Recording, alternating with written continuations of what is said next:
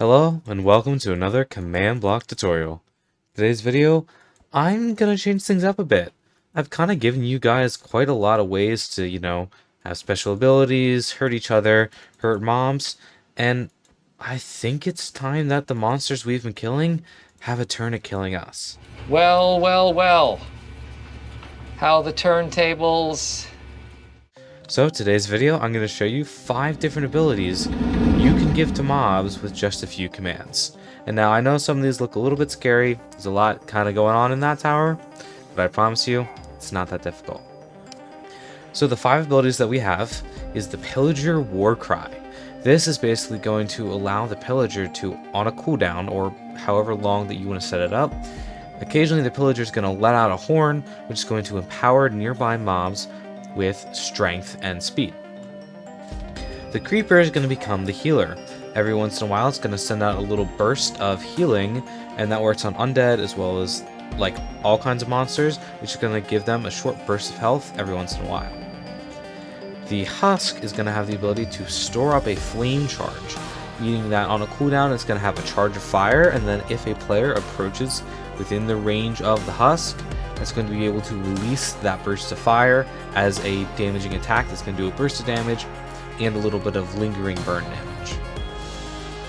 Next up, we have the Stray, and the Stray's ability is going to allow it to basically summon a silverfish that's going to act like a little seeking bolt that's going to damage you and slow you, but it can seek you out over long distances. And finally, the Spider's ability is going to allow it to summon 5 silverfish upon death. So that way it's not as easy as just killing a single spider, it actually makes a larger threat as soon as you kill it.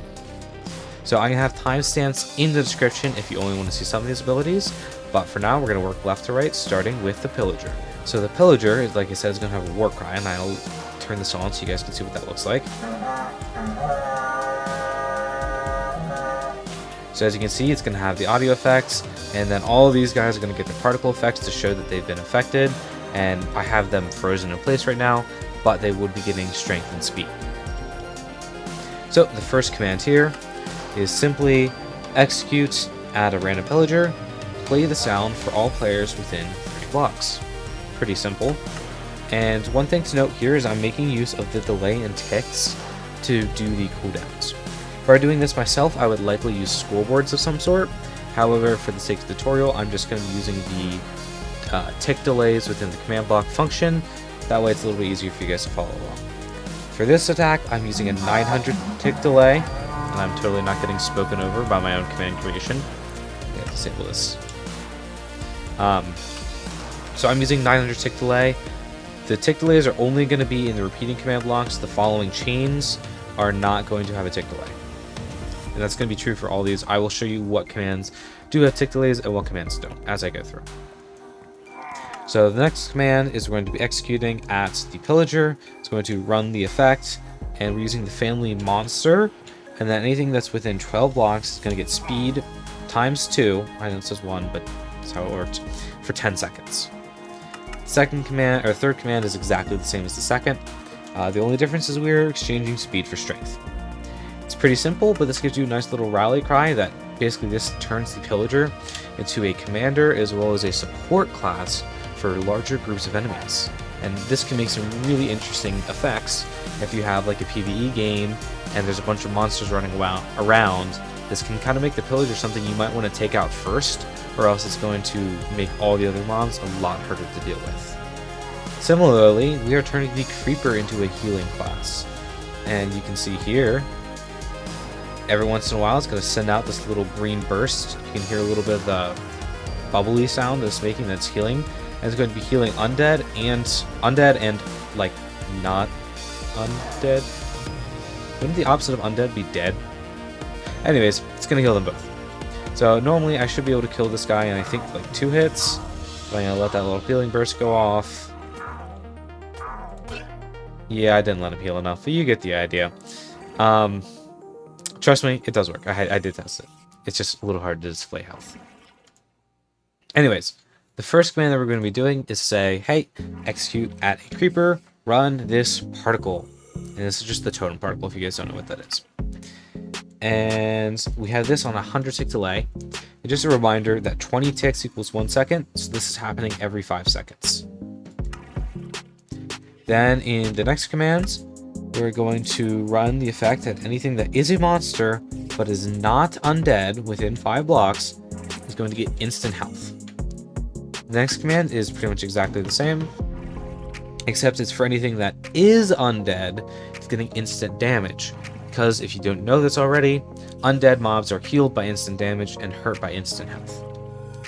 And that's like zombies, phantoms, husks, skeletons, things that you would expect to be considered undead. Finally, we have the noise right here. It's just saying, hey, add a creeper, play this sound. It's the sound that you're inside a bubble column, is what it is. And you guys are more than welcome. I do encourage you to like mess around with the sound files and see if you find a sound that you like better. So the Husk is where we start getting a little more complicated. The first two were just kind of simple radius effects commands, but now we're going to get a little bit more complicated. So I'm going to try to get out of the range of the Husk, because it was immediately, I was in range. But yeah, you guys can see, I'm going to step away for a little bit, give the Husk a chance to like regain its charge. So that way when I approach it, now if I were in adventure mode, it would be looking at me. If I were in survival, so it's not going to be looking at me now, but if it were able to attack me, it would be looking at me. And it's still not recharged. I don't remember what the timer I put on this thing was.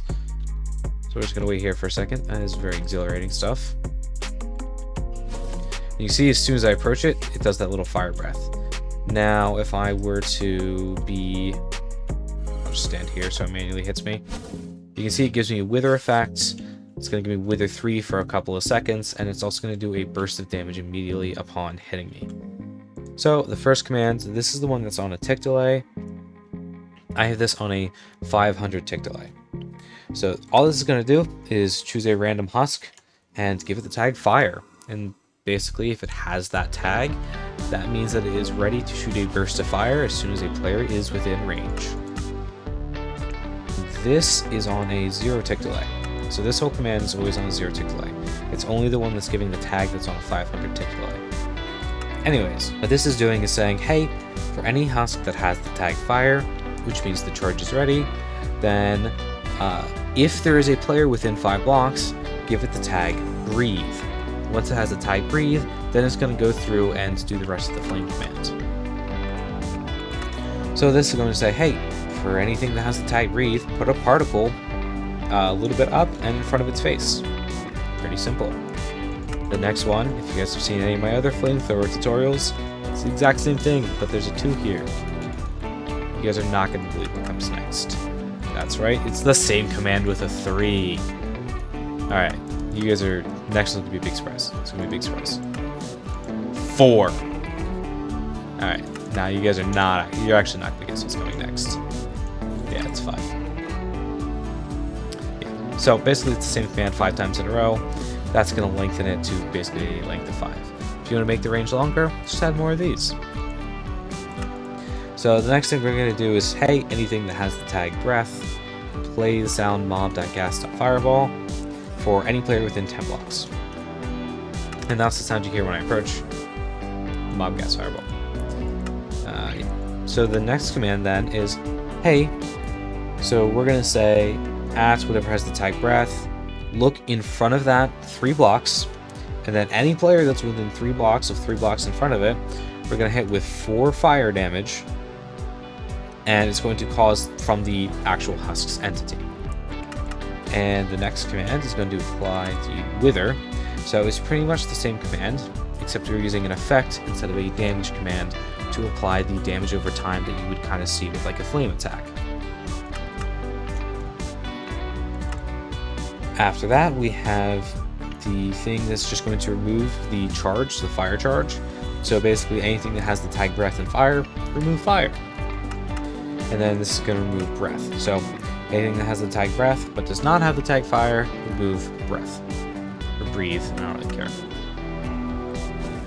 And that's it for the flamethrower. And this is going to work, obviously all of these commands are going to work if you have multiple of those entities lying around the map. So currently it's only going to give the charge to 1 husk at a time.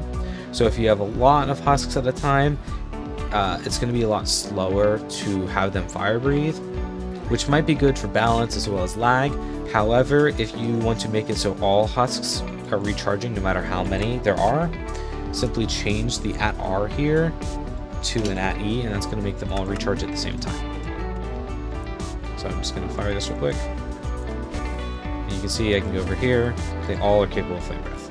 And we can do a similar thing here with the husk, because the way the husks work, I'll demonstrate it real quick before I show you the commands. As soon as I turn this on, it's going to summon a silverfish, which is going to act as a little frost bullet. And I'm going to stand a little bit further away from when the next one gets, so you can see how it kind of works. So it's going to travel along the grounds. As soon as it comes in contact with me, I get slowness. And it's also going to do a bit of damage at me. Currently, it's only going to summon at one stray at a time. So if I have like 2 or 3 down, it's only going to summon from one of them. Once again, this is kind of good for lag. However, you can change that pretty easily just by going in here and changing the @R to an @E. But now I'll actually show you the command. So this is on a 200 tick delay, which would mean it's happening every 10 seconds. And I do encourage you to mess around with these tick delays. So if you want something to happen more often, make this a lower number. If you want it to happen less often, make it a higher number. I'm going to execute at a random stray. If a player is within 30 blocks, summon a silverfish that is named Frost. Then we're going to kill anything with the name Frost, but this is at a 199 tick delay. That means right before it summons a new one, it's going to kill the old one. So now we're going to actually be affecting the silverfish. Important note, this is on a 0 tick delay. So basically what we're going to say is, hey, anything that's named Frost, teleport 0.4 blocks forward, facing the nearest player. Then it's going to say, hey, for anything that is named Frost, if a player is like, if the silverfish is touching the player's hitbox, and that's what this means, then it's going to play this hurt sound, and it's going to have slightly change it. That's just going to play a noise whenever the silverfish hits you. Then we're going to say, once again, executing at anything named Frost. It's going to damage whatever player it's touching for 4 freezing damage, and it's going to be the source of the stray.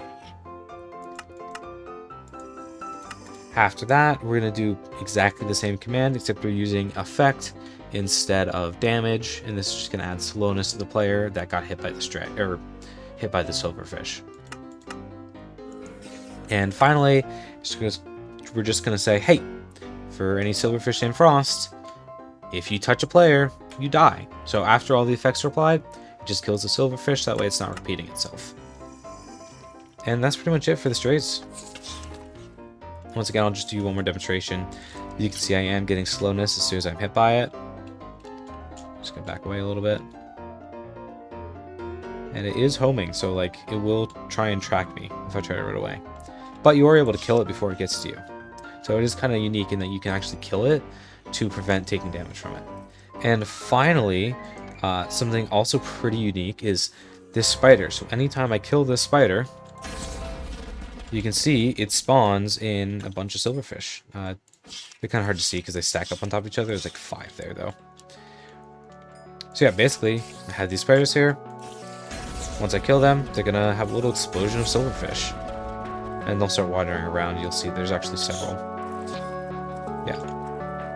If I were in survival, they would start chasing me right away, and it would look a little bit better, but this is really interesting because it makes the spider a unique threat, because if I kill a spider, well, I'm just making more enemies for myself. So if you guys are observant, you might hear the totem of undying noise going off, which is how we're detecting that the spider is dying, and that's what's summoning the silverfish. So this is on a 4 tick delay, because this is not based on cooldown. Basically, the way this works is we're giving the spider a totem of undying, and we're giving it the tag totem once we give it that. That way we're not accidentally giving the spider multiple totems of undying. So it's saying, so the first command, as you saw, we're just using a replace item to put a totem in the spider's hand. You can't actually see it, but it does still function. The next thing we're doing is any spider that is holding a totem, we're going to give it the tag totem. That just means that it's not going to get a second totem. After that, we're going to say, hey, for anything that has the tag totem, but does not have a totem of undying, which means that the totem got activated because the thing got killed. So that's why we have quantity equals 0. So it's saying, hey, does the thing not have a totem, but it has the tag totem? If so, we're going to summon a silverfish. And then literally the exact same command several times. I think it's 5 times to summon 5 different silverfish. You want more silverfish? Just slap on more commands. And then finally, it's going to say, hey, for anything that does not have a totem of undying, but does have the tag, it's just going to /kill it. That way it's not going to keep living. If we didn't have that command, the spider would still keep living after the silverfish spawns. And you, like I said, this is the abilities that I've designed, and obviously I chose the mob types just for demonstrating within this video. However, if you guys want to change these things up, I really want you guys to mess around with these things, change how they work, make them suit your different needs.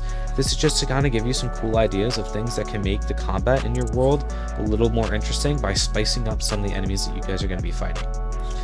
If you guys have any questions, you can feel free to leave them in the comments. However, I do highly recommend joining our Discord.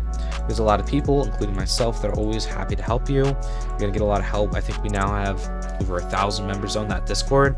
It's a really good community if you guys are looking to getting into some kind of command block focused community. And other than that, I hope you guys enjoyed the video. Bye.